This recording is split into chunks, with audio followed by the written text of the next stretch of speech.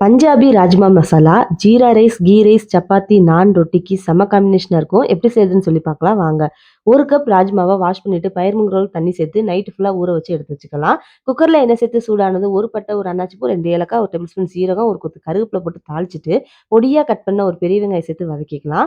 வெங்காயம் நல்லா வதங்குனதும் 1 table spoon இஞ்சி பூண்டு பேஸ்ட் சேர்த்து பச்சை வாசம் போற அளவுக்கு வதக்கிட்டு மசாலா சேர்த்துக்கலாம். 1 டேபிள் ஸ்பூன் மிளகாய் தூள், 1 டேபிள் ஸ்பூன் மல்லித்தூள், 1/2 டேபிள் ஸ்பூன் கரம் மசாலா, தேவையான அளவு உப்பு, 50 ml தயிர் சேர்த்துட்டு இந்த மசாலா ஒண்ணு சேர அளவுக்கு நல்லா பெரட்டிட்டு 2 தக்காளி பழத்த நைஸா அரைச்சு இந்த மசாலாவோட சேர்த்துக்கலாம். இப்ப தக்காளியோட பச்சை வாசம் போற அளவுக்கு நல்லா வதக்கி எண்ணெய்லாம் பிரிஞ்சு வந்ததும் ஊற வச்சிருக்கிற ராஜ்மாவ இது கூட தண்ணியோட சேர்த்துக்கலாம். தண்ணியில தான் நிறைய சத்து இருக்கு. கூடவே ஒரு கை புதினா சேர்த்து மிக்ஸ் பண்ணி விட்டு மூடி போட்டு 5 விசில் வச்சு வேக விடுங்க. 5 விசில் வந்ததும் பிரஷர்லாம் இறங்குனதுக்கு அப்புறம் ஓப்பன் பண்ணிட்டு ஒரு கை மல்லி, கொஞ்சமா கஸ்தூரி மெத்தி தூவி விட்டு ஒரு 5 மினிட்ஸ் அப்படியே சிம்ல கொதிக்க விட்டு சர்வ் பண்ணி பாருங்க.